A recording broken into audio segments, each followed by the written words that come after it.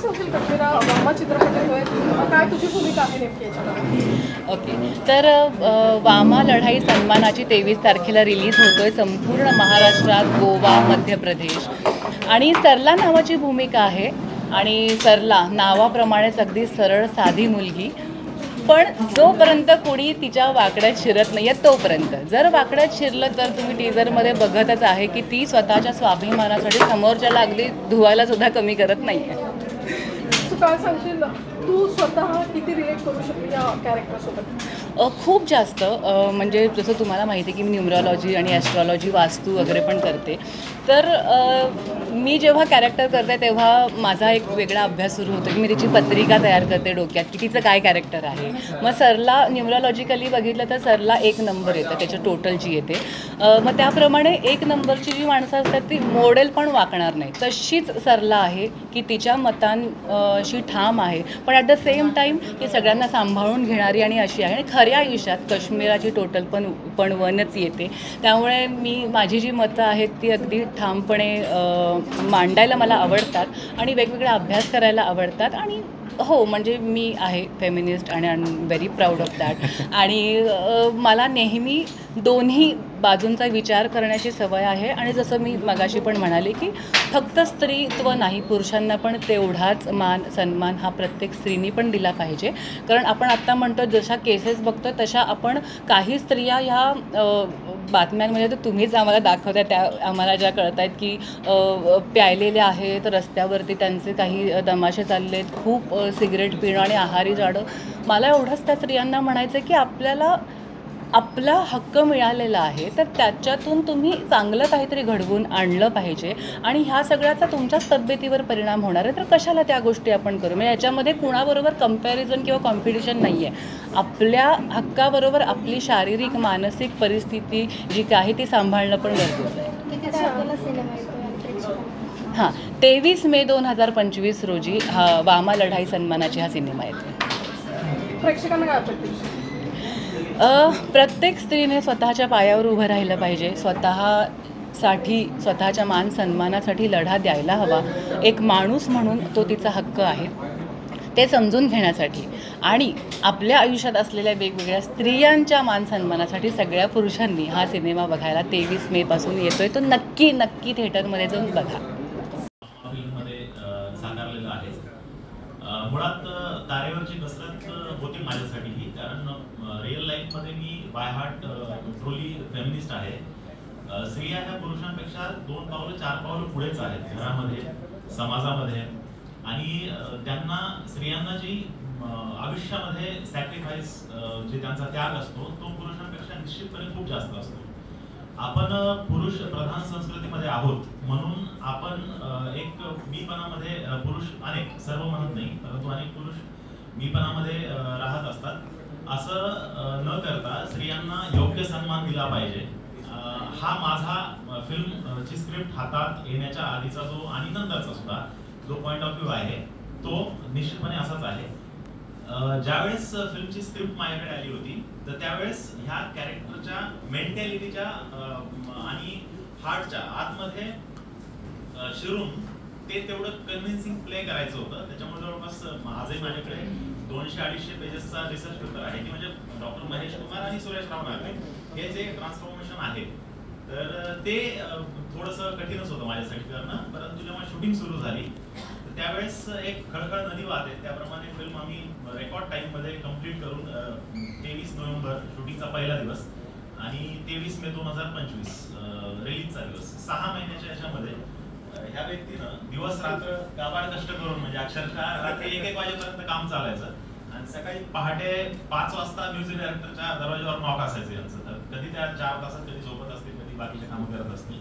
तर असं आमचं सगळ्यांचंच सौभाग्य आहे की अशोक कोंडके सरांच्या नेतृत्वाखाली आम्हाला काम करण्याची संधी मिळाली. अगेन माझ्या कॅरेक्टरबद्दल थोडंसं अजून विस्तारित सांगतो. सुरेशराव नागरे याची स्वतःची एक फिलॉसॉफी आहे, त्याचं स्वतःचा मेंटली एक विक्षिप्तपणा आहे आणि त्या विक्षिप्तपणाला जस्टिफाय करण्यासाठी त्याच्याकडे स्वतःच एक थॉट प्रोसेस, एक कॉन्स्टिट्यूशन आहे. त्याच्या पॉइंट ऑफ व्ह्यूनं त्याने केलेली प्रत्येक गोष्ट जस्टिफाईड आहे असा त्याचा समज आहे. फिल्म कम्प्लीट फॅमिली एंटरटेनमेंट आहे. लहान मुलगा, त्याचे आई बाबा, आजी आजोबा बाजूला बसून सिनेमागृहामध्ये सिनेमा पाहू शकतील कम्फर्टेबली. अशा खूप कमी सिनेमे आजकाल येत आहेत. त्यापैकी हा एकमेव मला वाटतं सिनेमा आहे की जो कम्प्लीट फॅमिली एंटरटेनमेंट आहे, सगळेजण सोबत बसून बघू शकतात. आणि एवढ्या बारकाईनं याच्यावर सर्वच टीमनं अभ्यास करून एक्झिक्युशन केलेलं आहे की फिल्ममध्ये कॉमेडी, ट्रॅजेडी ह्या दोन्ही पॅरलली चालतात. फिल्म कुठेही कंटाळवाणी, बोरिंग, प्रीचिंग, काहीतरी शिकवतोय, डॉक्युमेंटरी कधीच 1% सुद्धा फील येणार नाही. एकदम कम्प्लीट एंटरटेनमेंट फिल्म मध्ये ही झालर लावलेली आहे बाकी सगळ्या गोष्टींची, किंवा बाकी सगळ्या गोष्टी पेरलेल्या आहेत त्याच्यामध्ये. तर अशा प्रकारचा सिनेमा 23 नोव्हेंबर 2025 रोजी आपल्या सर्वांच्या जवळच्या सिनेमागृहामध्ये येतोय. निश्चित पहा, कारण या सिनेमामध्ये कम्प्लीट एंटरटेनमेंट सोबत तुम्हाला एक दृष्टिकोन घेऊन बाहेर पडाल. हाँ हिंदी में बोलो जी. एक्चुअली जो है ना ये हिंदी, तेलुगु, मराठी, मलयालम ऐसा कुछ नहीं है. मेरा सवाल ये है कि जैसे कि मध्ये एवढं कट नव्हतं, 1-2 कट होता, स्लॅपिंगचा होता. तर उमेदवार डायरेक्ट स्लॅप नाही करू शकत असं. सो माझा सब्जेक्टच स्लॅपिंग आणि बाकीचा अत्याचारचा होता. त्यांनी 2 कट दिलेले, सबमिट पण केलेलं आहे, सेन्सर पण आलं. Thank you sir. हिंदीमध्ये घेऊन तुम्ही रोज बातम्या छापता. मी आत्ता रिसेंटली जर मागच्या 1.5-2 महिन्यातल्या ज्या मी स्वतः बघितल्या, अक्षरशः घरातल्या वडिलांनी रेप केलेला आहे, भावाने रेप, अशा बातम्या तुम्हीच छापलेल्या आम्ही बघतोय. मग हे सगळे कुटुंबातलेच भाग झाले. आणि पुन्हा असं हा मुद्दा सांगायचा की जेव्हा कलकत्तावाली केस झाली होती रिसेंटली, त्याच्यानंतर जेव्हा इंटरव्ह्यू झाले होते, वुमन सेफ्टीवरतीच बोलायला मला बोलवण्यात आलं होतं. तर जेव्हा सुरू होते कॅमेराज वगैरे, 150-200 तिथे सगळ्या स्टुडंट्स मुलीच होत्या सगळ्या, तेव्हा कुणी फारसं बोललं नाही. पण जेव्हा कॅमेरे बंद झाले त्याच्यानंतर प्रत्येकजण येऊन वेगळं की ताई असं अशी अडचण आहे. त्यांनी अशा केसेस सांगितल्या ना, आत्ता अगदी मला वाटतं 3-4 महिन्यापूर्वीची गोष्ट आहे की जी आपण इमॅजिन करू शकत नाही. स्वतःची आई धर्म बदलायला सांगते, डान्स तिथे जाऊन तू नाच कर, पैसा कमव, ह्या सगळ्या गोष्टी जर तुमची आई आणि तुमची बहीण घरातलीच माणसं सांगत असतील तर आपण बाहेरच्यांकडून काय अपेक्षा करणार आहोत की तुम्ही आमच्याकडे जर चांगल्या नजरेने बघा. जर घरातनंच सपोर्ट नाही आहे, इव्हन सरलाच्या आयुष्यामध्ये पण, बाबामध्ये पण तिची आई तिला सपोर्ट करत नाही. ती म्हणते का परंपरेनुसार हेच चालत आलंय, त्यामुळे तू तसंच राहा. पण सरलाला ते मान्य नाही आहे, कारण म्हणतोय फक्त आपण की त्यात तिने तुम्ही जेव्हा सिनेमा बघाल तेव्हा तिने खूप उदाहरणं दिलेली आहेत की पूर्वीच्या काळी हे असं झालेलं नाही. आपण म्हणतो रामायण घडलंय स्त्रीमुळे, पण स्त्रीच्या त्या मानसन्मानासाठी, तिच्या अस्तित्वासाठी लढाई लढली ना, ते नाही सांगत आहे.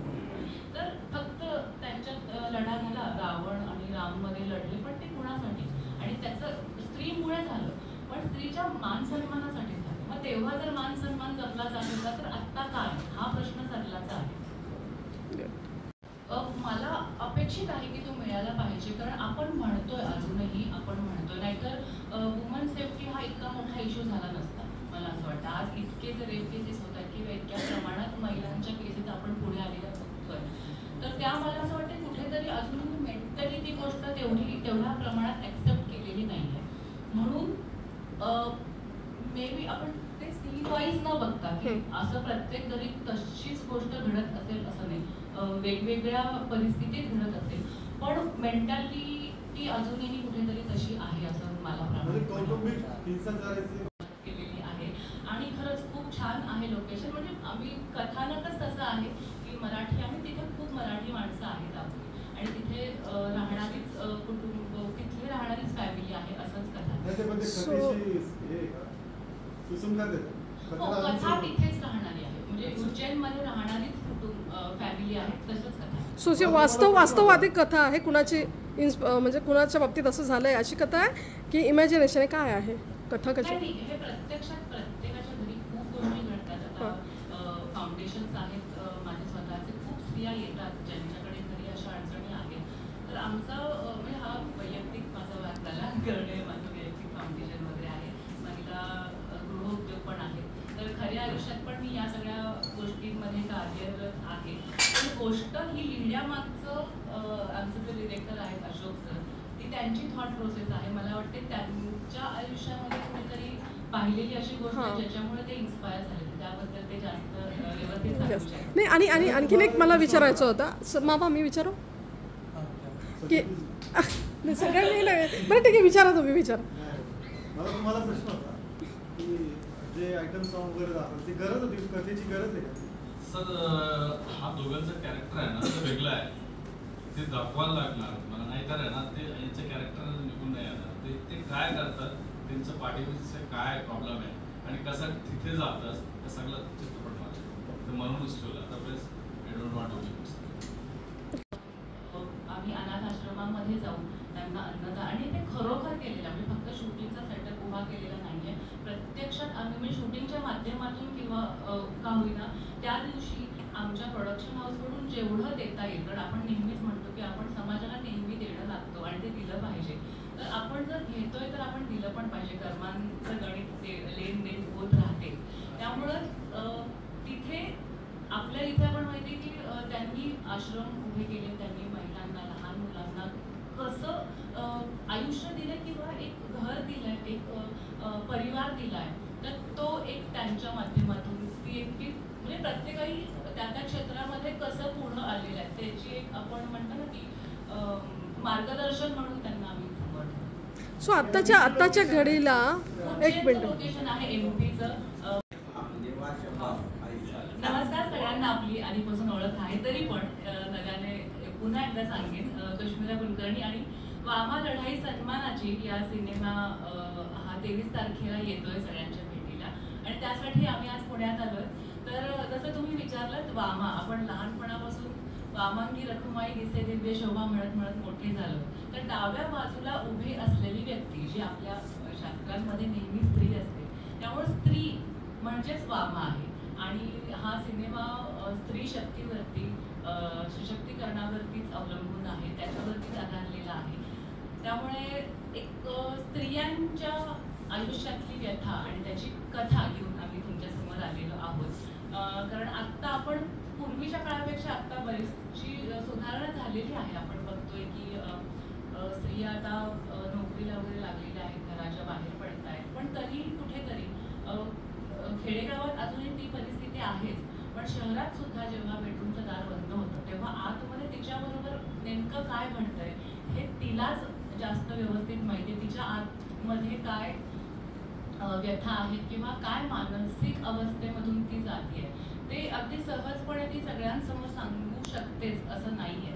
आणि मला असं वाटतं की कुठेतरी अजूनही लढा संपलेला नाहीये स्त्रीचा आणि पुढे येण्यासाठी तिच्या मतांना तेवढं महत्त्व. आणि त्याचबरोबर मला असं वाटतं की तिची सेफ्टी, वुमन सेफ्टी हा खूप मोठा मुद्दा आहेच आहे आत्ता पूर्ण जगात.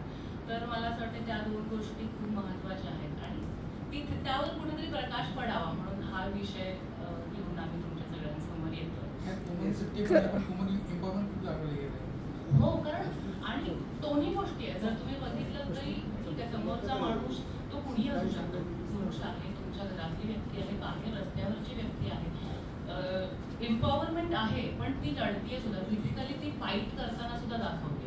कारण शारीरिक, मानसिक, इमोशनली स्वतःचं संरक्षण करणं आज तिच्यासाठी कोणी उभं राहत नाहीये. आज मला खरंच अभिमान आहे एक भारतीय म्हणून की आपण सिंदूर जे आपण ऑपरेट केलेलं आहे ते ऑपरेशन सिंदूर जे केलेलं आहे ती खूप चांगली गोष्ट आहे. पण ती जर भारताच्या आतमध्ये ज्या स्त्रियांवर अत्याचार होत आहेत त्याच्यासाठी अजून कडक कायदा किंवा ती भीती पुरुषांच्या मनात नाहीये की ही गोष्ट नाही करायला पाहिजे. मग ती जोपर्यंत होत नाही तोपर्यंत मग आम्ही काय करायचं नाही. ऍटलिस्ट तुम्ही स्वतःला तेवढं तयार करा की त्या क्षणी तुम्ही स्वतःला वाचवून तिथून तुम्ही बाहेर पडू शकाल का. हा एक मुद्दा पण आम्ही याच्यामध्ये मांडायचा प्रयत्न केला. कश्मीरा, तू सगळीच कामं करताना दिसते आम्हाला, म्हणजे हाऊसवाईफपासून मग तू कन्स्ट्रक्शन चालवतीये, भुकेल्यांना जेवण वाढताना दिसते, खूप सारं काय काय ॲक्टिव्हिटीज करते. नेमका आहे काय चित्रपट, काय दाखवतो याच्यामध्ये? एम्पॉवरमेंट आहे जसं आता म्हणाले आणि सेल्फ डिफेन्स करण्याची शक्ती आहे. आणि जसं आपण म्हणतो की नवरात्रीमध्ये आपण इतक्या देवीच्या शक्ती आहेत, प्रत्येक शक्ती देवी स्वरूपात आहे म्हणजे स्त्रीमध्ये आहे. कुठलंही पीठ असं नाही आहे की ज्याच्यामध्ये स्त्री कार्यरत असू शकत नाही किंवा ती काम करू शकत प्रकरणात नाही. म्हणून आम्ही तिचे वेगवेगळे पैलू दाखवले की कुठलंही क्षेत्र घ्या, तिथे जर महिला गेल्या तर त्या तिथे चांगल्या टॉप लेवलला जाऊ शकतात, म्हणून इतके प्रकार दाखवले. बरं बरं आत्ताच्या आपला हक्कासाठी लढण्याचा लढाईचा सन्मान करा. म्हणजे मामा आपल्या हक्कासाठी लढाई करतो. माझं नाव अशोक कोंडके, दिग्दर्शक आहे पिक्चरचा वामा लढाई सन्मानाची. सगळ्यांचं स्वागत आहे, सुस्वागत. हॅलो,